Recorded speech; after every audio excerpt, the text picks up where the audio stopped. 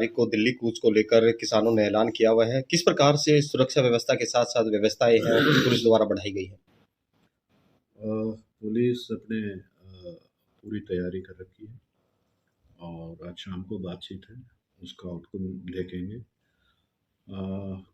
हमारी तरफ से अम्बाला से यहाँ तक जितने भी पुलिस बल है, सबकी तैयारी पूरी है और उम्मीद यह है कि अगर अगर वो प्लान्ड तरीके से वो निकलते हैं, तो अम्बाला और हमारे बॉर्डरों में ही इनको रोका जाएगा। तो उम्मीद तो यही है कि वहीं मामला निपट जाएगा, वहीं पे किसानों को रोका जाएगा।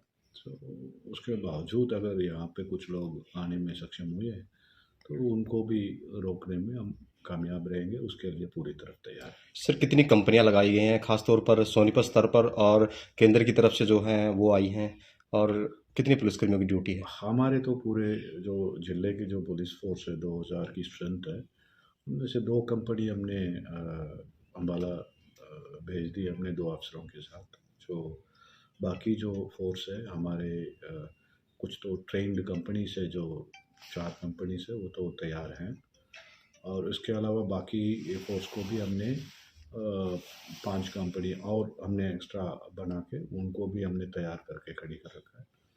तो हमारे पास और इसके अलावा 3 केंद्रीय बल, एक बीएसएफ के, 2 एसएसबी के, 3 कंपनी भी आई हुई है, तो उनको भी हम इस्तेमाल करेंगे।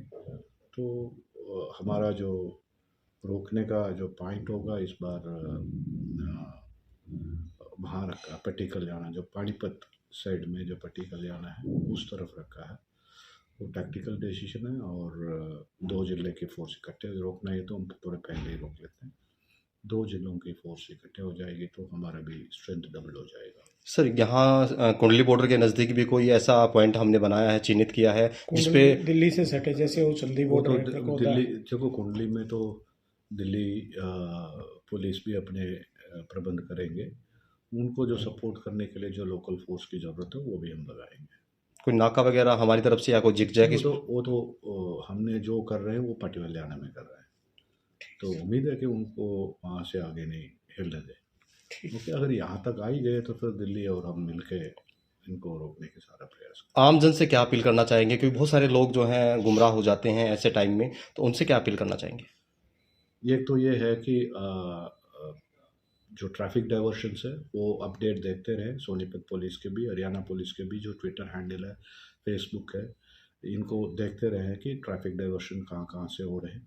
जो अम्बाला की तरफ जो ट्रैफिक जाएगी तो जगह जगह पे डाइवर्ट हो रहे हैं, कुछ पानीपत से ही हो रहे हैं, कुछ यहाँ से हो रहे हैं, कुछ करनाल से हो रहे हैं, कुछ आगे कुरुक्षेत्र से भी हो रहे हैं। तो जो टूवर्ड्स सिंघू बॉर्डर जो ट्रैफिक है वो डाइवर्टेड रहेगा। उसके बारे में लोग जो अपडेट्स सोशल मीडिया के माध्यम से देखते रहें, एक तो ये है।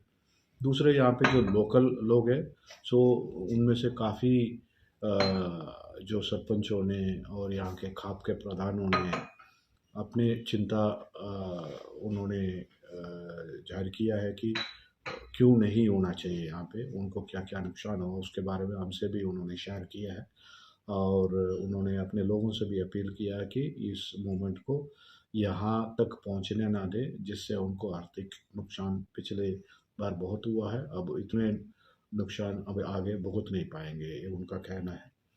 और जो भी छोटे मोटे जो अब इस पे शामिल होने वाले हैं, उनसे ये अपील है कि जवान हैं, उनकी ज़िंदगी है, उनकी नौजवान हैं, उनके आगे की जो फ्यूचर है उस पे ध्यान रखें और काफ़ी आज भी कुछ रिक्रूटमेंट निकले हुए हैं, उसमें तैयारियों में बच्चे लगे और उसके लिए अपने बच्चों को तैयार करें।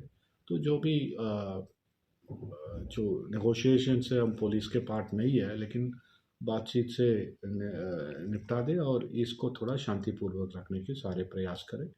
और यहाँ तक आने में तो सोनीपत के ही निवासियों को नुकसान है, ये इसको ध्यान में रखें। सर, अभी तक जिस तरीके से किसान संगठनों से सोनीपत जिले के भी कुछ पदाधिकारी जुड़े हुए हैं, क्या किसी की पुलिस की तरफ से कोई गिरफ्तारी की गई है, किसी को अरेस्ट किया गया है? अभी नहीं किया है, हम अब बातचीत से उम्मीद लेके बैठे हुए हैं जो शाम को है। सर रूट डाइवर्ट की बात कर रहे हैं जो लोग दिल्ली जाते हैं क्योंकि कई हज़ार लोग प्रतिदिन सोनीपत से पानीपत से जाते हैं, तो लोकल कौन सा रास्ता अपना सकते हैं? उनके लिए सुविधा के लिए कौन से रूट आप लोगों द्वारा डाइवर्ट देखो किए? ये अभी आज ही देखा होगा आपने, थोड़ा बहुत ट्रैफिक की रेस्ट्रिक्शंस दिल्ली बॉर्डर में कर लिया है दिल्ली पुलिस ने, जो NH-44 है उससे जाने का। और आज तो खुली हुई है बॉर्डर, ऐसे कुछ नहीं है, तो आ रहे हैं जा रहे हैं लोग।